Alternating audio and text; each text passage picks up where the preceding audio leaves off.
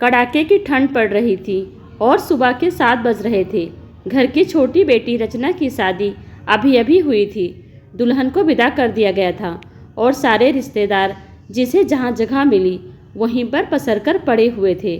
शादी की थकान थी, इसलिए कई लोगों के खर्राटों की आवाज़ भी जमकर आ रही थी।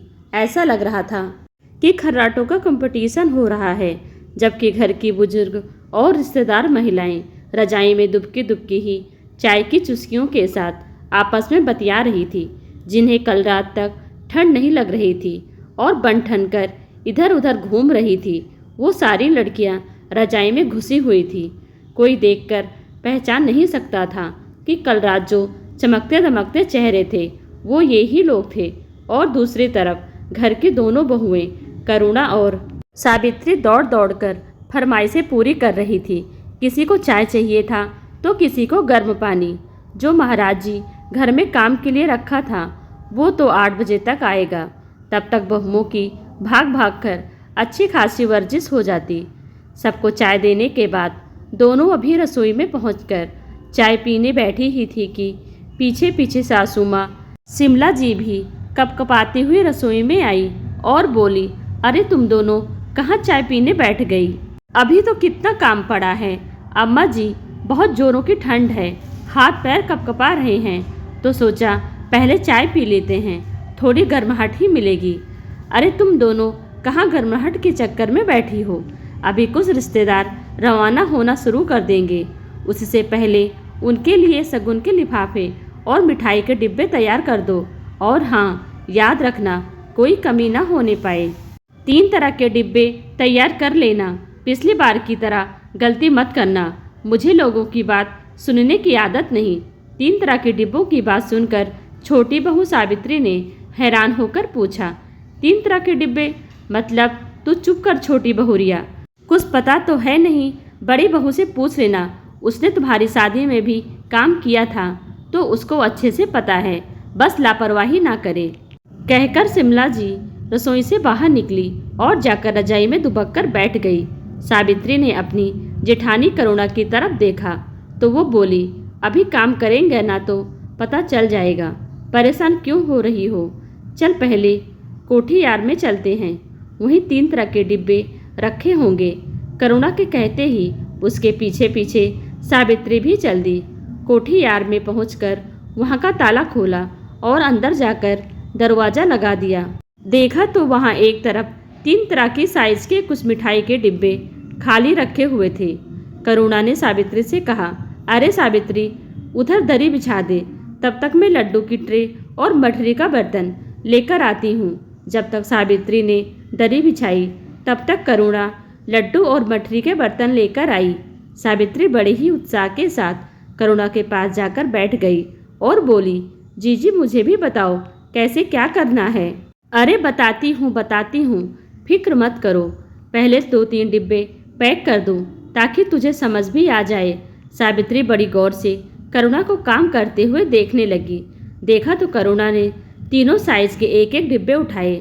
सबसे बड़े डिब्बे में 10 लड्डू और गिनकर 10 मठरी रख दी। उससे छोटे डिब्बे में 5 लड्डू और 5 मठरी, वहीं सबसे छोटे डिब्बे में 2 लड्डू और गिनती की 2 मठरी रख दी। 3 डिब्बों को तैयार करने के बाद करुणा सावित्री से बोली, समझ में आया क्या करना है? हाँ जीजी, यह तो समझ में आया कि क्या करना है, पर अभी तक यह समझ में नहीं आया कि ऐसा क्यों करना है। ये डिब्बे तो हलवाई से कहकर पहले भी पैक कराए जा सकते थे।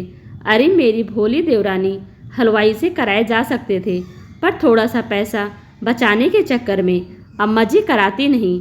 हाँ, यह बात तो सही है, भला कौन बहू की सहूलियत देखता है। पर एक बात बताओ जीजी, अम्मा जी आपको लापरवाह क्यों कहती हैं, जबकि मैं तो शुरू से देखती आई हूँ आप हर काम बहुत ही तरीके से और समय पर करती हैं। और ये 3 तरह के डिब्बे क्यों? देख, शादी में हर तरह के मेहमान आते हैं, कुछ खास होते हैं और कुछ से सिर्फ व्यवहार निभाना होता है। उस हिसाब से ये 3 डिब्बे तैयार किए हैं। जैसे जो घर के खास रिश्तेदार हैं उन्हें ये बड़ा डिब्बा दिया जाएगा, जो यार दोस्त हैं उन्हें ये दूसरा वाला दिया जाएगा, और जो कभी कभार शक्ल दिखाते हैं, ऐसे रिश्तेदारों को छोटा डब्बा दिया जाएगा। ओह, और हमारे मायके वालों को? सावित्री ने प्रश्न भरी निगाह से करुणा की तरफ देखा तो करुणा बोली, अरे अभी तूने सुना नहीं? अम्मा जी ने क्या कहा? यही कि मैं लापरवाह हूँ, बस यही लापरवाही तो की थी मैंने। हे जीजी, ये क्या बोल रही हो? और ऐसे काहे की लापरवाही हो गई थी तुमसे?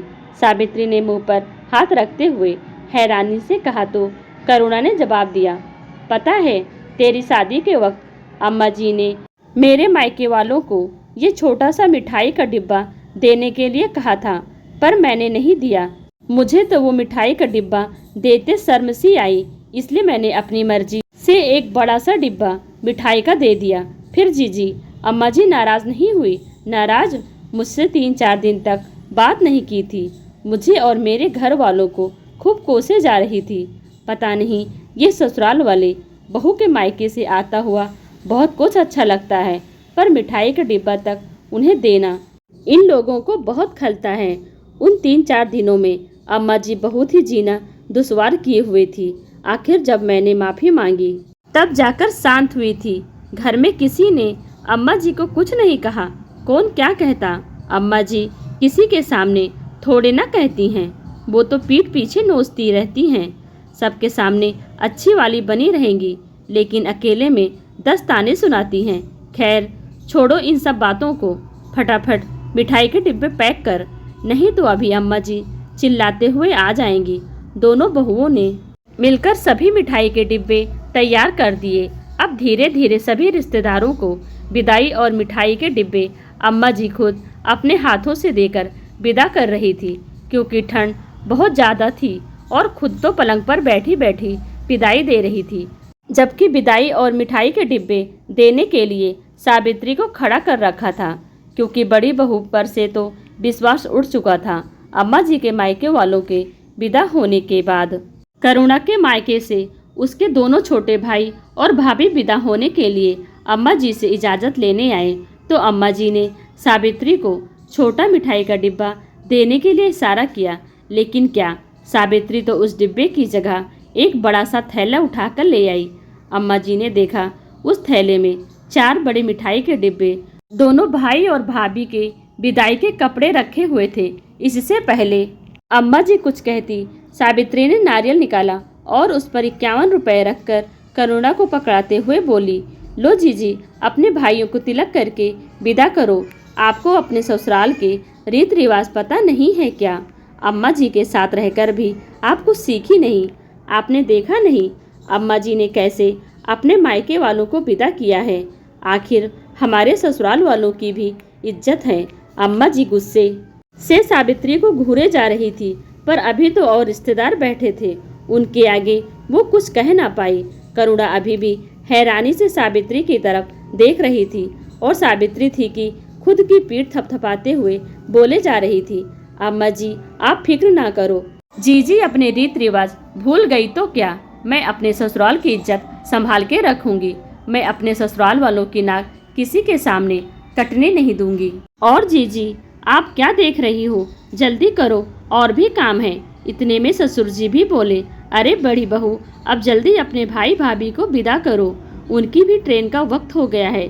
ससुर जी की बात सुनकर करुणा ने तिलक कर अपने दोनों भाइयों और भाभी को विदा किया। अम्मा जी कुछ कह ही नहीं पाई, आखिर कहती कैसे? यहाँ तो छोटी बहू खुद अपनी पीठ थपथपा रही थी, साथ ही ससुर जी भी छोटी बहू की समझदारी के कायल हो गए थे।